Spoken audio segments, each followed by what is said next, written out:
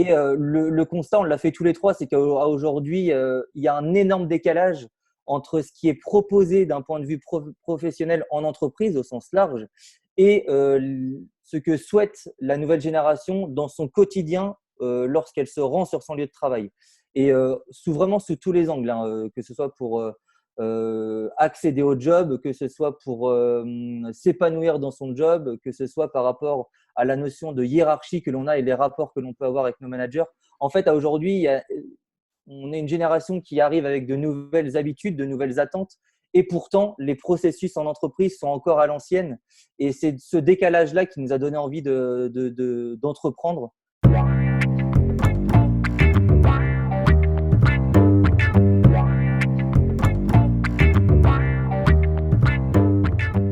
Bonjour Anthony. Salut Bruno. Merci d'avoir accepté mon invitation. Avec grand plaisir, c'est moi qui te remercie. Ouais. Alors bon, on va tout dire, hein, on a bien galéré quand même pour Ouais, on a bien galéré. des petits problèmes techniques. Voilà. Bon, ben encore une fois, merci. On peut se tutoyer, il n'y a pas de souci. Je te demande de me tutoyer si ça ne te dérange pas. Idem pour moi. Alors, ben écoute, tout simplement, peux-tu te présenter en quelques mots, rapidement? Alors, très rapidement, quelques mots. Je suis vendéen d'origine. Je vis actuellement à la frontière suisse car ma conjointe travaille en Suisse. Personnellement parlant, je suis un grand passionné, on va dire, de tout ce qui concerne la nouvelle génération, notamment d'un point de vue professionnel. Tout le fait que la nouvelle génération vienne bousculer un petit peu tous les codes en entreprise, et ça, c'est quelque chose qui me passionne au quotidien. Et la deuxième chose qui pourrait me représenter, c'est le fait que je suis plutôt un grand optimiste qui est plutôt assez inquiet en ce moment de la manière dont tournent les choses. Donc, de par ces deux constats, je suis actuellement cofondateur de Mimo, dont on aura peut-être l'occasion de reparler un peu plus tard, qui occupe, on va dire, 200% de mes journées. D'accord. Si je peux me permettre, quel âge tu as? J'ai 26 ans. D'accord. Et alors, comment on arrive à 26 ans, donc à ton âge, à vouloir créer une start-up? Et d'ailleurs, pourquoi créer une start-up? Euh, alors après, je pense que ça, c'est vraiment une question qui est propre à chacun. Moi, personnellement, le fait d'entreprendre, c'est quelque chose que j'ai dans le sang et dont j'ai l'envie depuis l'âge, on va dire, de 14-15 ans, depuis que j'ai commencé à faire des études un peu plus poussées et sans avoir vraiment, évidemment, à ce moment-là, d'idées bien arrêtées. Et je trouve que l'entrepreneuriat, pour moi, c'est juste un canal qui, derrière, offre de la liberté en termes d'expression. Et pour moi, il n'y a rien de plus puissant que d'avoir un impact sur l'environnement dans lequel on vit et dans lequel on évolue. Et aujourd'hui, l'entrepreneuriat, à mon sens, est la voie la plus simple et la plus accessible en plus maintenant en 2020 pour s'exprimer. Donc voilà. D'accord. Alors, ben, tu me parles d'entrepreneuriat, mais alors, de préciser cet entrepreneuriat, mais sous forme de start-up et de start-up tech. Startup tech. Pourquoi créer une start-up? Alors, une startup, je Et pense qu'est-ce que c'est qu'aujourd'hui, qu'une start-up pour toi, hein, d'ailleurs, et pour nous, hein? ouais, pour moi, une startup, c'est tout simplement quelque chose qui part de zéro et qui a potentiellement les moyens d'arriver à très loin. Après, on ne peut pas piloter au moment de la création jusqu'où ça va aller. En tout cas, créer une startup et encore plus dans la tech, c'est à aujourd'hui, pour moi, ça signifie pouvoir entreprendre à aujourd'hui en 2020, en gros, avec zéro moyen et juste de l'envie, une grosse capacité et envie de travailler et de s'acharner sur un projet qui nous tient les tripes en gros. Et voilà, pour moi, ce qui caractérise une startup, c'est de l'envie, de la passion, des convictions surtout, et sans avoir forcément X dizaines ou centaines de milliers d'euros sur le compte, pouvoir tenter l'aventure. Et tu penses que ce n'est pas le cas pour une entreprise classique de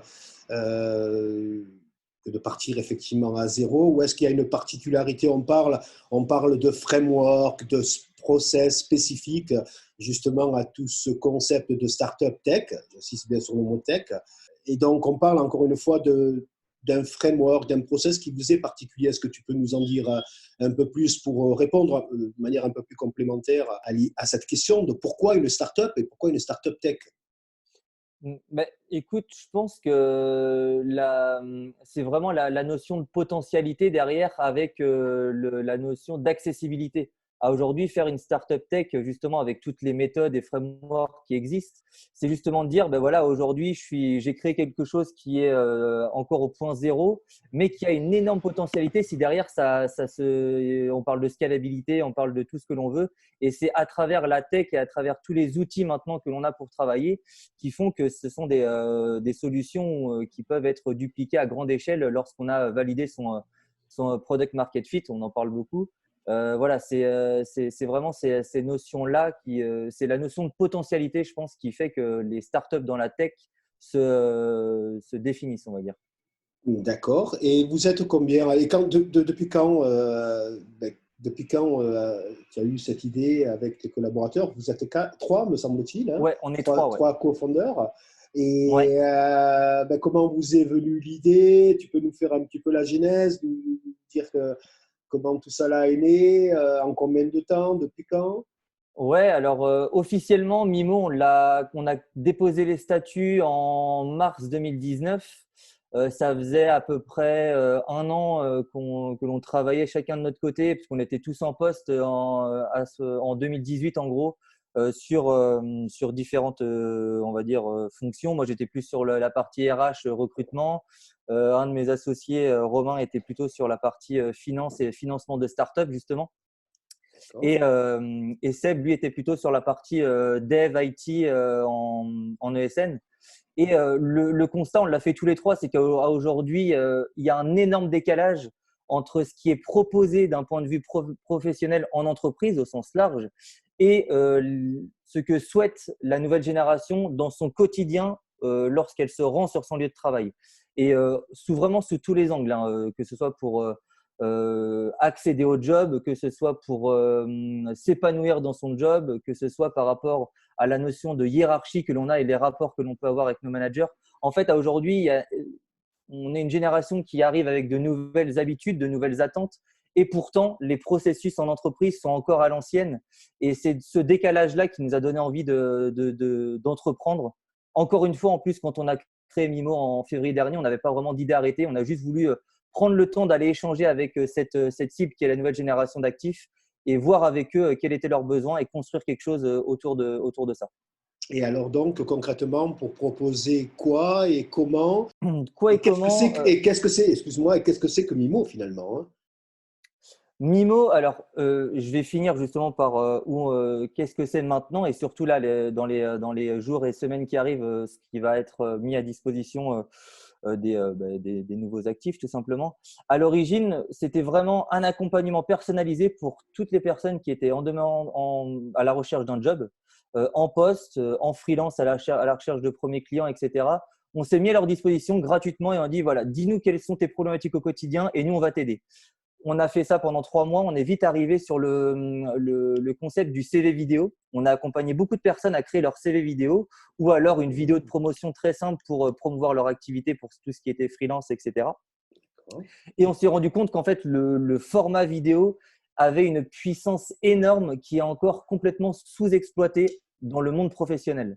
Donc, de par cette phase d'itération qui a duré 8-9 mois, maintenant, on s'est mis un peu en retrait et pendant les 4 derniers mois, on a bossé sur la nouvelle solution.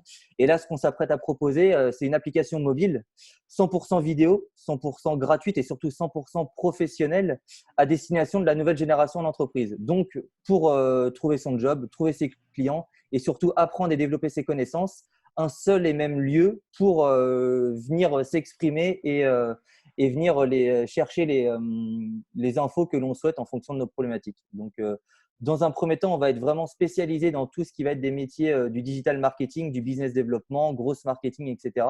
pour qu'on puisse venir créer une sorte d'intelligence collective autour de tout ce que tout le monde sait, chacun dans son petit carré, qu'on vienne l'exprimer et le partager. Et ensuite, ben voilà, trouver un job, trouver des clients, promouvoir son activité. Après, c'est chacun s'exprime de la manière dont il souhaite, toujours avec le format vidéo. En gros, c'est un LinkedIn dans le sens où c'est purement professionnel, mais avec un format type un peu à la TikTok.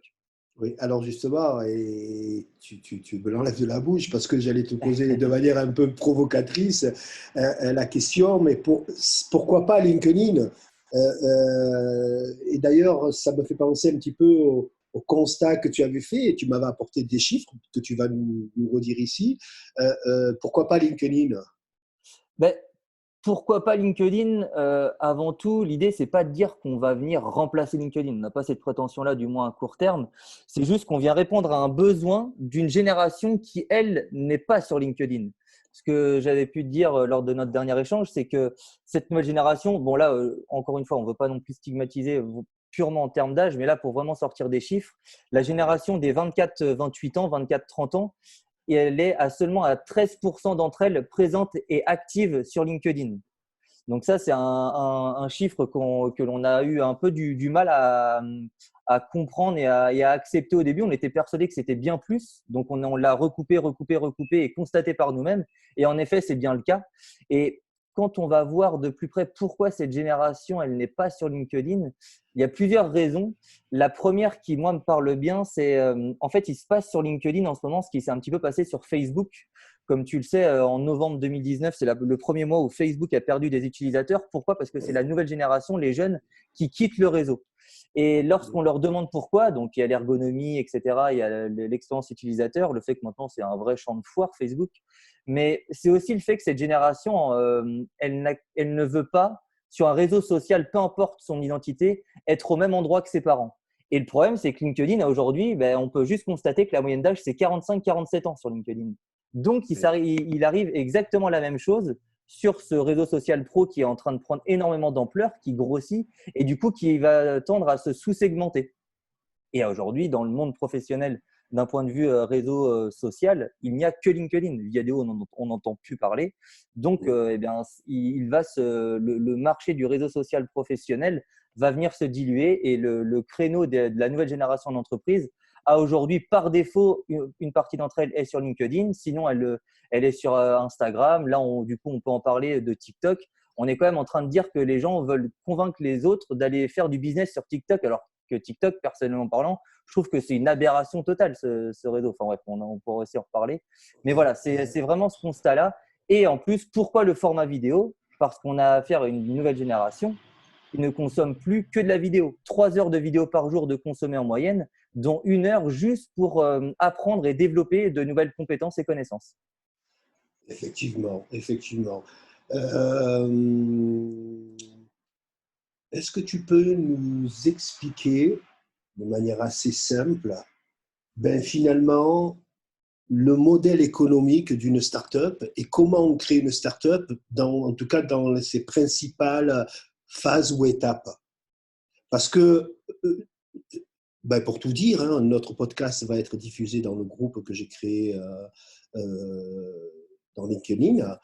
Et justement, moi, je trouve très intéressant ce que tu dis, c'est-à-dire cette distance entre finalement la communauté, et là, je parle aussi d'âge, hein, qu'on peut avoir sur LinkedIn, les usages, les habitudes, le discours, et ce que vous proposez qui est, par définition, et ça, je trouve ça très intéressant pour moi, l'avenir, le présent, mais surtout l'avenir de par votre jeune âge, mais aussi de par la façon que vous avez entrepris, Dixit, encore une fois, le principe de la start-up. Alors, est-ce que tu peux nous dire un petit peu, nous définir un peu rapidement les étapes et comment vous obtenez ce que est, et tu m'arrêtes si je me trompe, pour vous la priorité, c'est-à-dire la croissance, les experts diraient la croissance systémique ou organique, telle que définie par Oussama, hein, pour ne pas le citer, ou rappelé Ouais. par Oussama. Est-ce que tu peux, alors voilà, pour ceux qui sont novices en matière de process, de framework, de méthodologie,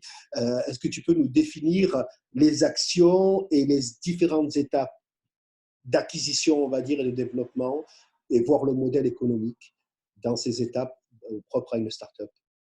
Mais écoute, encore une fois, même discours. Je pense qu'on a tendance à vouloir un petit peu tout catégoriser, dire voilà, le bon parcours, c'est ça, etc.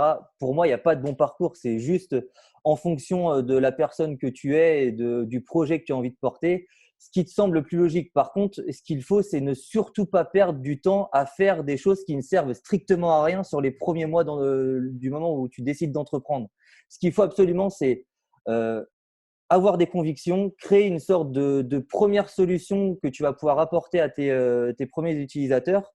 Et même, ne serait-ce que dans la communication, communiquer la manière dont toi, tu es le plus à l'aise et dont ta cible a envie d'être abordée, en gros. Et je sais que ça, par exemple, nous, c'est quelque chose qui a énormément plu. Au début, on avait une sorte de questionnaire un petit peu qui évoluait avec une communauté qu'on faisait grossir autour de Mimo pour co-construire la solution. Ben voilà, on ne se prenait pas la tête, on parlait vraiment de manière très simple, très authentique. Et c'est ce qui a plu à cette génération à qui on s'est adressé. C'est qu'on sortait un peu des codes où on travaille dans la forme, des phrases bien tournées, attention, pas un mot plus haut que l'autre. Et en fait, ben, nous, la nouvelle génération, clairement, ça nous emmerde, quoi. Enfin, c'est juste chiant. Et voilà, juste avoir de la cohérence entre les valeurs que tu veux porter, le projet que tu as, toi, où est-ce que tu veux amener la solution à terme et venir co-construire avec tes premiers utilisateurs la solution que tu as envie de promouvoir demain. Pour moi, c'est juste ça. Après, la vérité, voilà, elle n'existe pas, elle n'est juste que subjective. Et là, en l'occurrence, c'est vraiment ça, c'est avoir des convictions et aller échanger et confronter sa solution avec ses premiers utilisateurs. C'est tout. Ouais. Et alors, j'insiste parce que ça me semble très. Ben, on est dans le cas de figure où effectivement, ma génération est pas du. Je pourrais être ton père, quoi, en termes d'âge. Ouais, complètement. Et déjà, c'est super ce que tu me dis. Mais moi, ce que j'ai envie de faire remonter à travers toi, c'est, si tu veux, tout le mindset, toute la psychologie qui fait cette distance entre deux générations, voire deux modèles ou deux façons de faire de l'entrepreneuriat. De ce que j'entends, d'accord, c'est que vous partez sur un problème et qu'en termes de discours et de technologie, vous créez la réponse ou vous tentez de répondre à une problématique.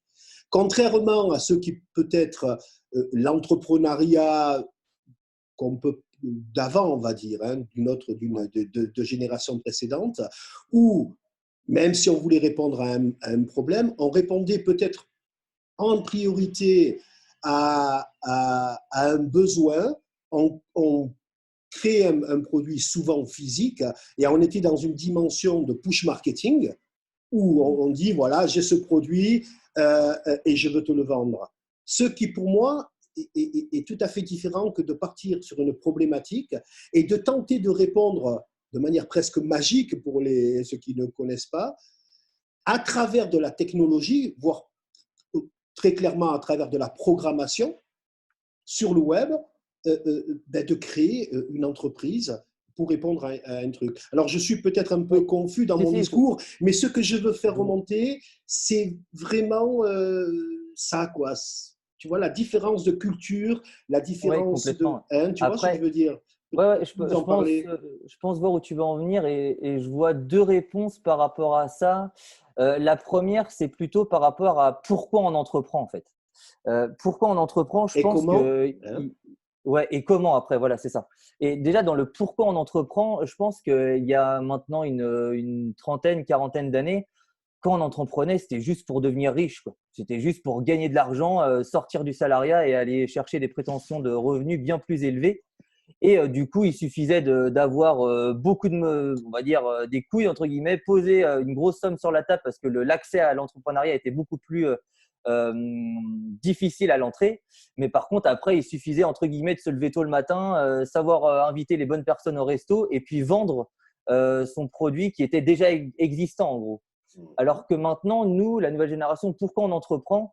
Eh bien, le postulat, il est peut-être un peu en amont de tout ça. C'est parce qu'on a envie de changer les choses parce que l'environnement dans lequel on évolue maintenant, il ne nous convient pas. Je pense qu'on n'est pas du tout en phase avec ce qui nous est proposé, vraiment au sens global, pas juste d'un point de vue professionnel. Et on vient entreprendre pour changer les choses, changer l'environnement dans lequel on évolue. Et la force qu'on a, c'est que l'outil technologique, la maîtrise de l'outil technologique, on est la première génération qui la possède de A à Z, puisqu'on a grandi avec.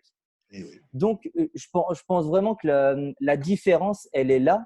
Et le deuxième point, justement, qui donne suite à ça par rapport à ta question, c'est le fait de, quoi qu'il arrive, peu importe à quel moment on entreprend et pourquoi on entreprend, à un moment, il faut vendre son projet. Et l'idée, c'est qu'avant, on vendait son projet un coup qu'il était monté, constitué, et disait, ben, voilà ce que j'ai à te proposer et je te le vends, quoi. En gros, c'était ça. Alors que maintenant, on ne vend pas quelque chose, on ne va pas voir quelqu'un en disant que je te vends, c'est je te prouve pourquoi c'est bien ce que je te propose. Et c'est l'avantage des produits technologiques parce qu'on peut le créer de soi-même avec ses petites mains en mode un MVP, etc. Je te prouve les bienfaits que ça a. Et si toi, dans ta situation, tu mesures les bienfaits que ça peut avoir, là, tu vas me payer parce que ça peut vraiment t'accompagner et te propulser dans ton quotidien. Mais on prouve et après, on vend. Et en termes, quelle est la différence alors aujourd'hui, en tout cas pour les startups, qu'est-ce qui fait la différence en termes de stratégie d'acquisition, de développement par rapport à avant et quels outils vous utilisez ou en gros quels outils ou quelle stratégie est commune au monde des startups en termes d'acquisition et de Bah, développement par rapport à ce que tu dis, hein, en- c'est-à-dire un en- constat de départ et ouais, pourquoi on va entreprendre, hein. Ben, après, là, c'est vraiment dans la notion de faire connaître et de vendre sa solution ou son Oui, produit. oui. Là, encore une fois, avant, la vente, elle se jouait au resto avec le client et puis sinon, le reste de la journée, il y avait une équipe de commerciaux avec un téléphone et qui passaient leur temps à éplucher des listings de prospects. Maintenant, on est bien loin de tout ça. Je ne dis pas qu'il faut complètement l'annuler. Le téléphone, ça reste et restera toujours une valeur sûre. Mais maintenant, beaucoup de pros, on va dire, dans la fonction commerciale et de dirigeants n'ont pas conscience que la démarche peut être bien plus pertinente et efficiente surtout. Et aujourd'hui, maintenant, on parle beaucoup de gross marketing, de personal branding, on parle de beaucoup de choses qui ne parlent pas énormément à une certaine population de professionnels et qui pourtant leur donnent des outils pour vraiment dupliquer, tester, approuver et ensuite promouvoir à grande échelle encore une fois une solution, un service, etc. Donc nous aujourd'hui c'est vraiment sur ce créneau-là que l'on est. Notre principal outil de travail c'est LinkedIn. Donc encore une fois on ne veut pas le remplacer, on veut juste créer quelque chose en parallèle de cet outil qui est vraiment extraordinaire. Et voilà, les outils ont changé. Maintenant, il faut qu'on prenne le pli au sens large et qu'on ait conscience que tout ce qui nous est proposé, on doit être en mesure de l'accepter, de le comprendre pour l'utiliser à bon escient, encore une fois. Ben, tout ça, c'est très, très, très passionnant. Alors, ça me fait penser, on a cité LinkedIn. Est-ce que tu penses que…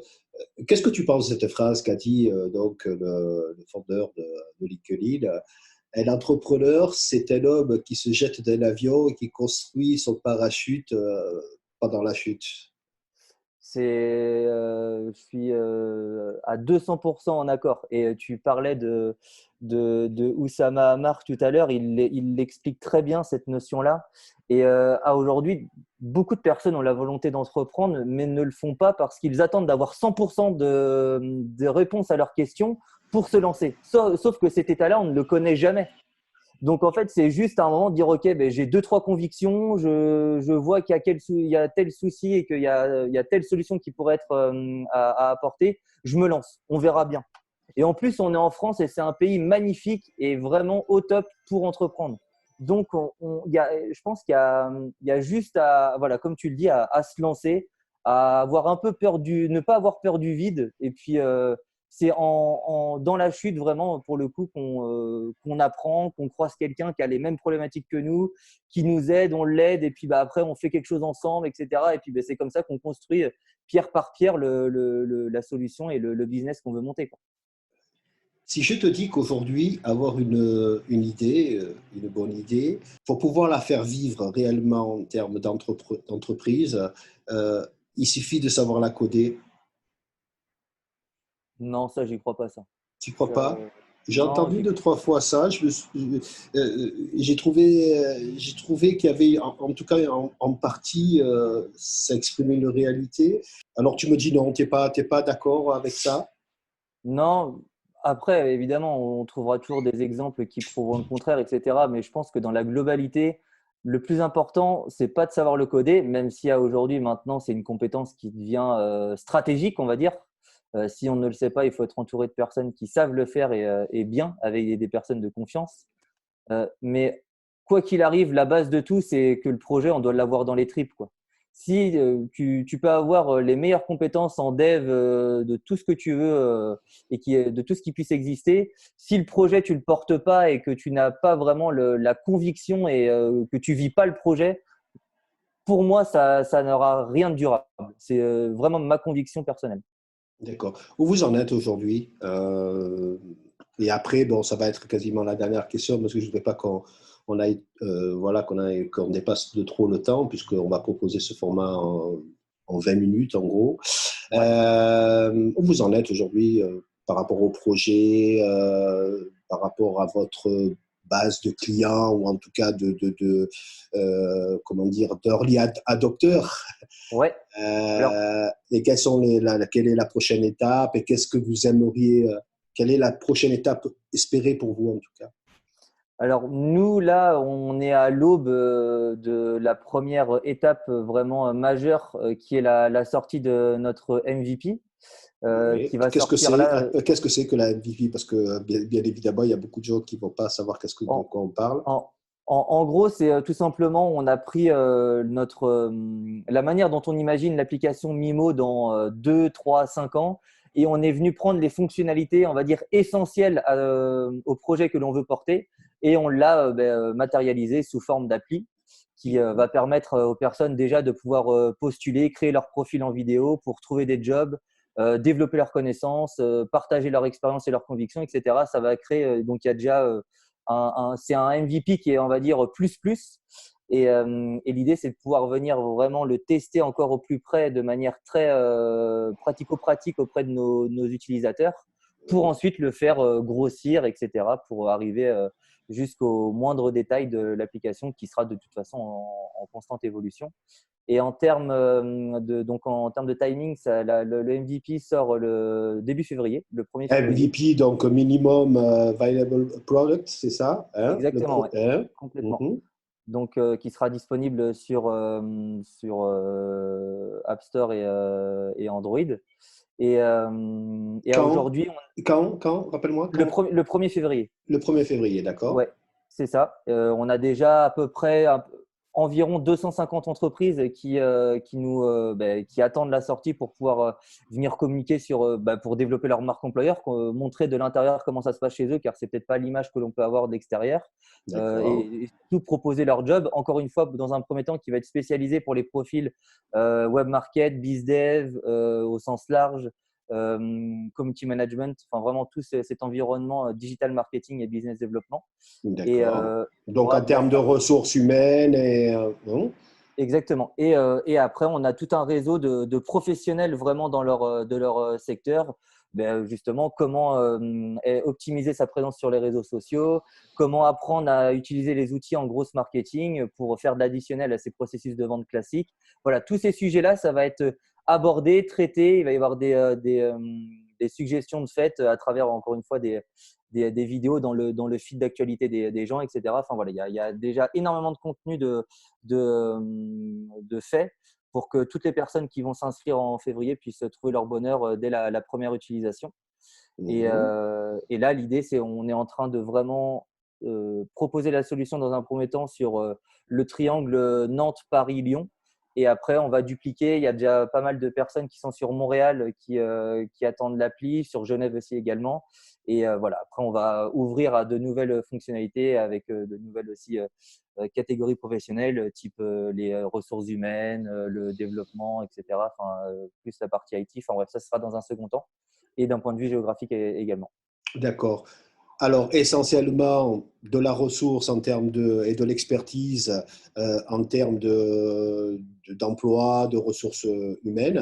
Mais est-ce qu'il y Ouais. aura aussi toute une partie, puisque vous faites de la vidéo et que vous allez diffuser de la vidéo, une partie de conseils, voilà, des conseils, Ouais, bien sûr. En des fait, dis-moi, l'idée là, c'est de pouvoir se rassembler sur un même outil, donc entre personnes issues de cette nouvelle génération. oui, Et réseau l'idée, social en même temps, hein, voilà, ça a ce hein, côté vraiment, cette dimension sociale dans le sens où chacun au quotidien va pouvoir donner un peu ses petits tips pour, voilà, d'un point de vue transport, gestion des déchets. Comment est-ce qu'on fait pour avoir un quotidien bien plus respectueux de l'environnement? Comment est-ce qu'on peut partager, voilà, ma petite astuce pour réaliser telle chose? Qu'est-ce que je pense de tel événement ou de telle actualité pour vraiment créer de l'intelligence collective, se forger des convictions et parler entre nous tout simplement, quoi.